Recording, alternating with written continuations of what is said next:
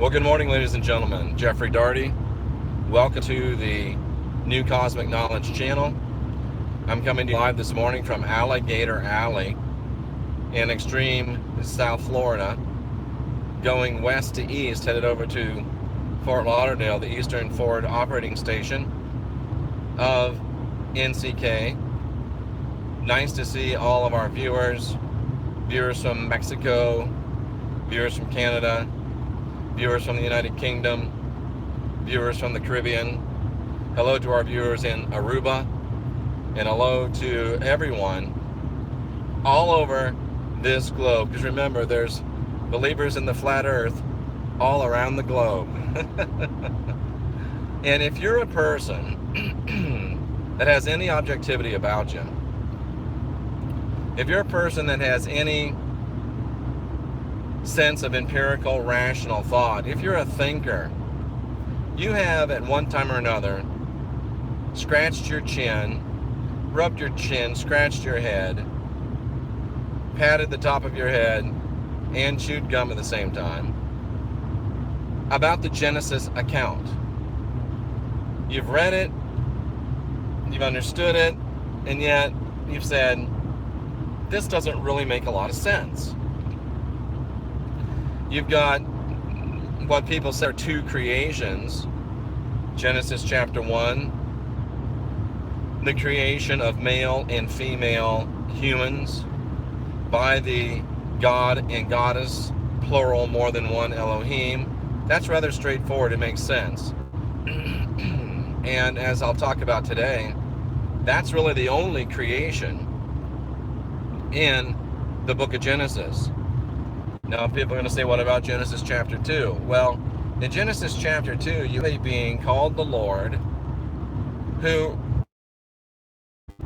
fabricates some bodies out of the clay and dust of the earth and cons some of the living male, female, spiritual beings created by the Elohim into those bodies. And those bodies take on life, and this is the curse that we've been carrying all these years. So really, you don't have two creations. You have a creation and you have a fabrication. And the creation and the fabrication, let's talk about it a little today.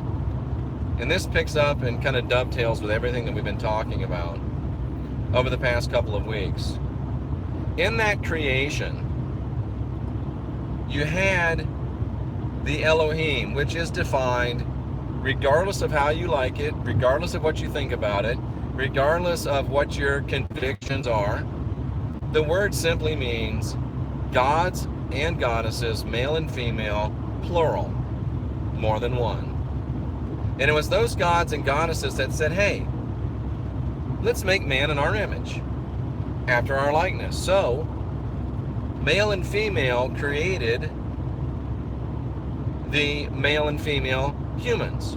Gods and goddesses created the male and female humans. And if you can't see the correlation between the fact that you're created by a god man, you're created by a goddess women, if you can't see how you have at the very least the spark of divinity within you, if not full-blown Elohim DNA, I might not be able to much.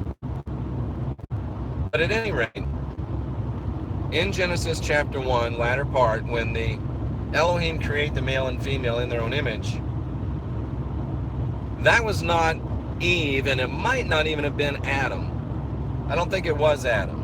Could have been, not sure. At that Genesis 1, 26, 27, 28 framework there, the Elohim created a male and female. Let's say the male was Adam, just for argument's sake. But I can absolutely guarantee you that that first female was Eve. And think about this. The male and female Elohim, gods and goddesses, obviously co-equal, co-regent, co-rulers, created male and female. And obviously, this setup was then for the...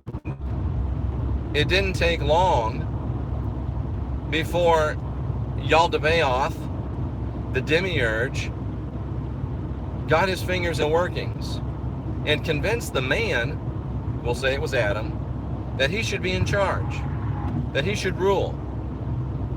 And of course the man and Yaldabaoth go to the woman and say, you got to serve me, you got to bow down, you've got to accept a lesser role. And Lilith says, wait a second, boys. We were just created in the image of the Elohim, the gods and goddesses. They're equal. We were created to be equal. If you think that I'm going to take a back seat and let you run the show and let me be the servant, you got another thing coming. Lilith stood up and said, maybe the first man created was Jose. The first man created might have been Jose. Because Lilith stood up and said, no way, Jose. This is not going to fly. So his name, first man, might have been Jose. Because Lilith wanted to stand up for equality, because Lilith wanted to stand up for equality, balance between the sexes, Adam and Yaldabaoth, the Lord, Yahweh, ran her out. They cast her out, they cursed her. And even to this day, there's people even in this community that would say, oh, Lilith is a demon. Lilith steals babies. Lilith is a killer. Let me tell you what the scriptures say. And in this case, I'm talking about the Nag Hammadi scriptures. They say that because Lilith wanted to be equal, they cast her out. And Yahweh said, I'm going to kill 1,000 babies every day until you come back. So Lilith is not the baby killer, Yahweh is. Or more accurately, the being that has usurped the name of Yahweh, because I don't think he is Yahweh. So he was the one killing babies. All she was doing was standing up for her rights. And I want to point out something to you. At 11 a.m. today, Sandra D. Angelo and I will be on this channel with the Serpent and Dove program. And we're going to be talking about twin flames. First time I've been to McDonald's in a while. I had to get an orange juice, get some carbs for this early morning ride. We're going to be talking about twin flames. Gods and goddesses in the Godhead, twin flame. Lilith and Adam created on earth, representative of the Godhead, twin flame. Adam kicks her out. Why do you think that all human beings that know anything about this twin flame stuff, which until a couple of weeks ago I thought was rainbow, pixie, unicorn, foo-foo, until I got confronted with it in a very real way.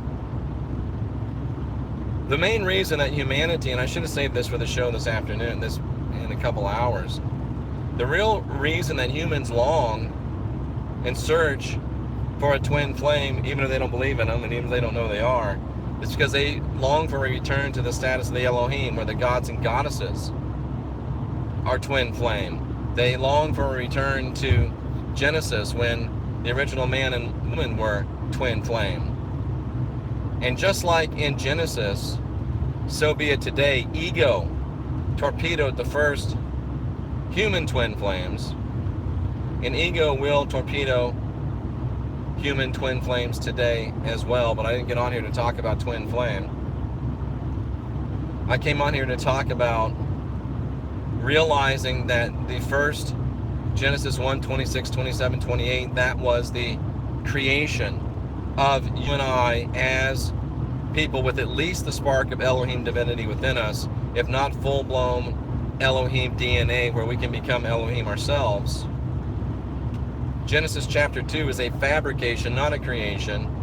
It's Yaldabaoth, the Lord, making mud hut bodies and conning these two of the baby Elohims, if you will, the creations of the Elohim, into those bodies. And it's been a long, sad story ever since. So what we have to do is realize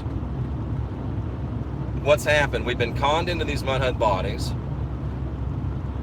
and we need to get to our places where we can come to our senses and say, Let's go back to the beginning. Let's go back to Genesis. Let's remember Babel, Marsden Brooks. And let's go back to Genesis. Let's go back to the place where we were male and female, made in the image of the Elohim, in perfect balance, equality, and harmony. Let's go back to the time where both the gods and their creation were living in the fullness of twin flame manifestation.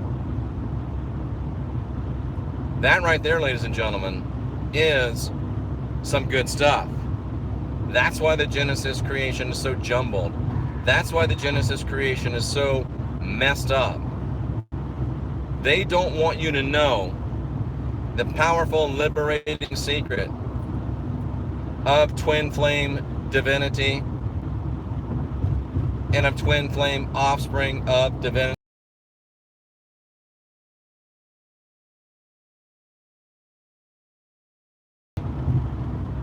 Not only is the twin flame manifestation common to all deity, it's exclusive